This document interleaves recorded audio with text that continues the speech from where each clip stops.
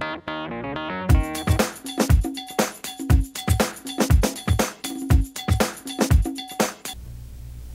this is Sitima Fowler, CEO of Capstone Information Technologies. I'm so excited to be here with Dick Kaplan, CEO of tormek. Now, Dick has a proven track record of taking startup or turnaround companies and taking them and making them successful. And some of the well-known companies you might have heard of, Pictometry, Clicks. So these are some of the companies he's done this with, but he's actually done this with 10 companies. So we're really excited to be talking to you, and then congratulations on all your success. Thank you, thank you. You're welcome. So Dick, one of the things I wanted to know is when you look at companies that you want to take on or projects that you want to take on, what success factors do you look for? Do you look for certain things before you say, I'm going to take this on? Oh, absolutely. Actually, there's five main criteria I look at when I look at a company or look at a business plan. Number one, does it have the potential to be large, big? Is there a large market out there? Is it national or international? You can work 16 hours a day in something very small and never be able to be very successful, or work 16 hours a day in something that has the ability to be big. You might as well do it for the one with more potential, if that's what you want in life. I mean, if you're looking, just for a small business, that's fine. But for me, if it's not going to be big, it's just not worth looking at. The second is, does it have something proprietary, either patents or something you do better than anybody else, and that would be hard for someone to copy? The third is, does it have high margins? If you have a commodity that only makes a few cents on each sale or something, it's very hard to make a lot of money. Number four, does it have recurring revenue? Or do you have to start from zero every year, like a restaurant or something like that, unless you have regulars that always come in. But I like companies that have some type of recurring revenue that you know you're going to get business every year, and then you can build on that. And the last thing is, does it really do something for the world? Does it do something for your customers? Does it do something that makes the world a better place? So if you have all five of those criteria, then I'm in for sure. Oh, that's awesome. So starting off with a business plan that has the potential of making the company big is one of the key yes, things absolutely. to look for. Absolutely. Okay. So you've done this with 10 companies, so there must be a process. When you first come on board, things are not looking that good. What is the process? Like, how do you move forward? Well, what I do is I look at the company, I look at the products or what it does, the services, and something has to click. And I have to get a vision of where it can possibly go. And a lot of times I bring people in that I know and ask to get their advice, especially if it's a technical company. I'll bring in people that I know, engineers from our IT or something. I'm on the board of our IT, and get their advice, and then see if something clicks in my mind, and if I can see a vision of how to get it from A to Z and everything in between. And if that happens, then I go for it. If it doesn't happen, then I just let it go because I don't think there's anything I can do for it.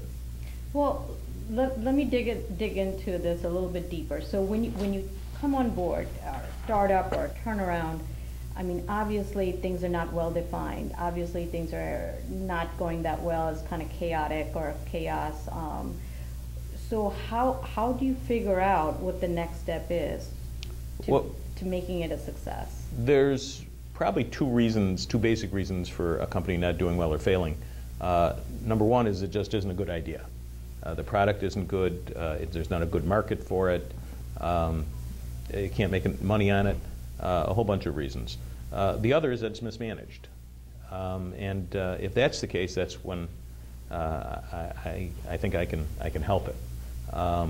If the product's no good or anything, there's nothing I can do. So that's the first thing you have to see. That's that vision I was talking about. I mean, is the product viable? Is it exciting? Is it really going to do something? Does it fit into those 5 criteria I said? Okay, fantastic. So one of the things is some of us who are technical, like including myself, sales and marketing is one of the hardest things because it was just frankly never taught to me in engineering school. So when you take on these companies, you turn them around, great, you fix the management, but you still got to go out there and find clients. What is your Right. process for knocking on doors and telling people the value and why they should buy this product? And sometimes this product doesn't even exist for some of your companies, right? Yeah, I usually recommend to people you sell it before you make it. Selling is an art. It's not really a science. Marketing is more of a science. Selling is more of an art, and it takes a certain logic circuit. And quite frankly, I have found that more detailed people, engineers, accountants, things like lawyers, are not really good salesmen usually because it is a different logic circuit. It's not always just show them what you have and they'll buy it. And if they don't, they didn't want it. My dad used to tell me there are certain words said a certain way with a certain timing that can talk anybody into anything. And you always have to try and find those words and keep going till you do find it. And it's a very important thing to learn in sales. And you have to be able to take rejection. I mean, that's a very important part of selling. I love cold calls. And in most of the companies I started or turned around, that's what I did. I'd get on the phone once I had my sales presentation, which is usually just to get a meeting. So I'm not really selling the product, I'm selling the meeting. So you personally pick up the phone and make those calls? Absolutely. If you're not willing to get in the trenches in a startup, then you shouldn't be doing it. Yeah. With Pictometry, the first 2 years, I traveled over the first 3 years, basically traveled all over the country, making presentations. But I had to set up the presentation. What's a good, like somebody just starting out, like average close ratio? Like if you talk to 10 people, should you expect to get one contract out of those 10, or? Well, if you're saying the right thing, you should get about 70 to 75% get them interested enough for a meeting.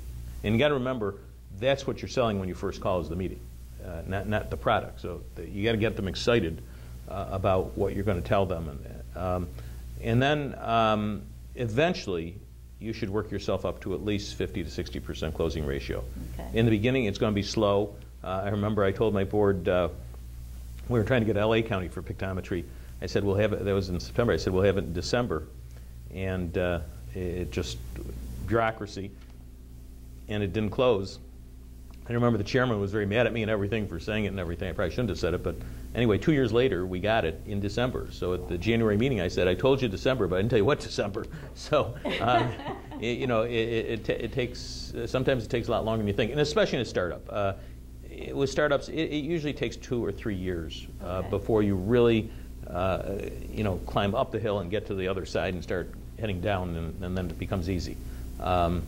And some products sooner, but most of them, I'd say 2 to 3 years would be the average before you're really going to get it going. Okay, so just to kind of get the numbers, because it is sales is kind of a numbers game. So out of 100 calls, you should expect about 70 meetings. I would think you should be able. If you're using the right presentation, or getting them excited. Yes, that's what I found. I most of the time I would get a meeting. Okay.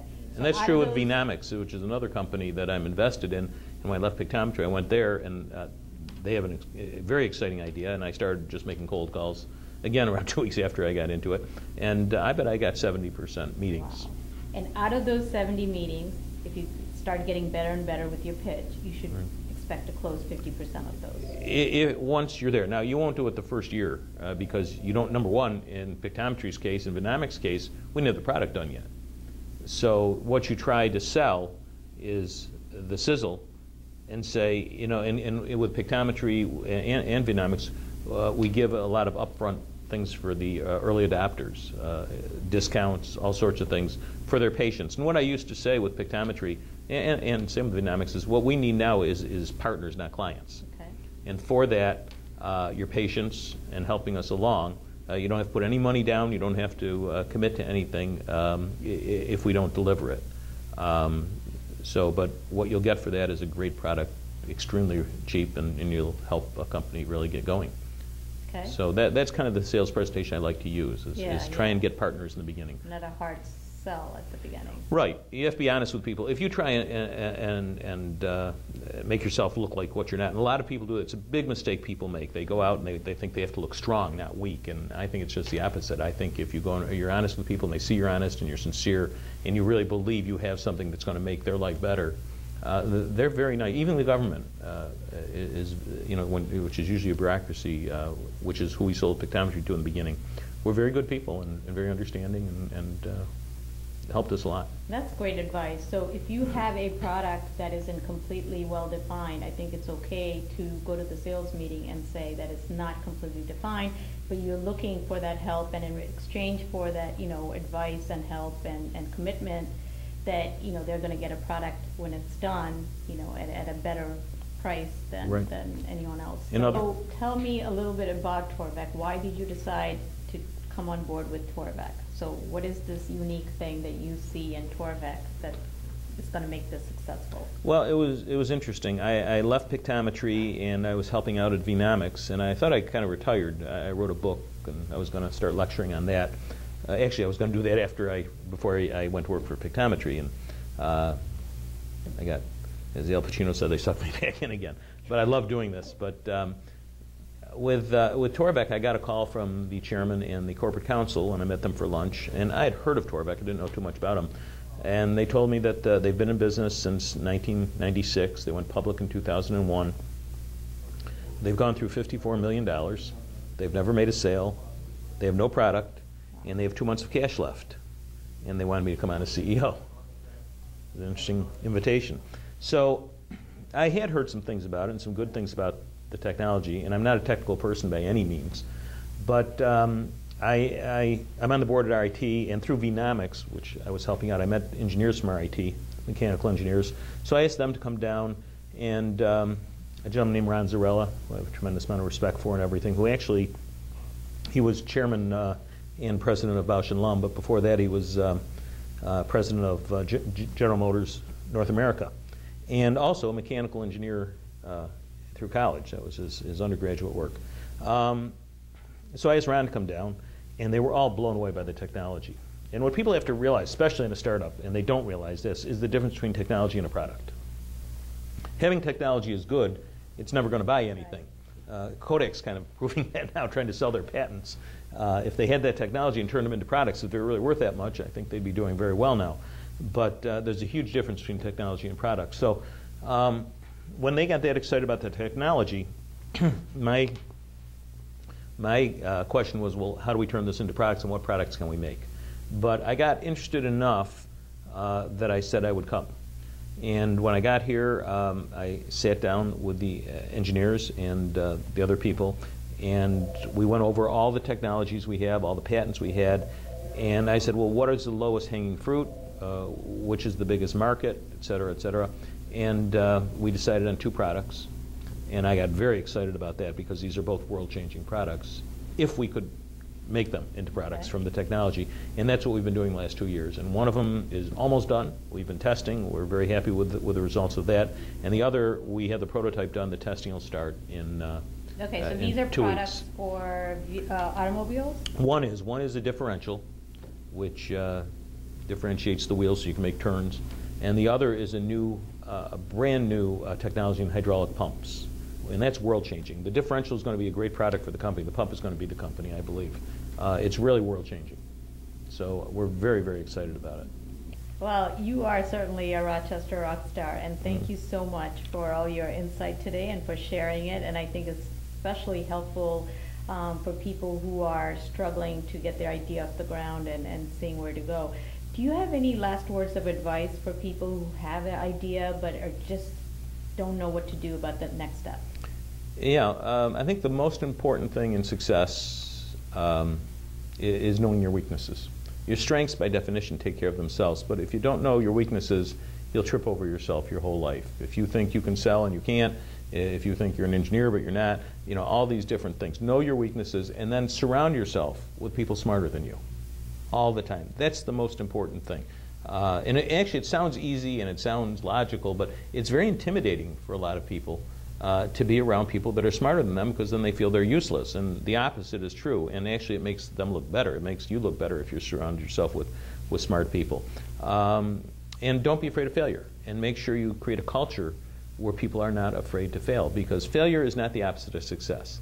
Stop trying is the opposite of success. Failure is merely a stepping stone to success, as long as you learn from them as you go. So you have to create a culture where people are willing to try things, and if 1 out of 10 works, that one could be the one that makes you successful and tremendously successful. So that's my advice. That's great. Well, thank you so much My for pleasure. the interview. Thank you. And thank you for watching. If you are a Rochester Rockstar, then go to www.rochesterrockstars.com, and I look forward to hearing from you.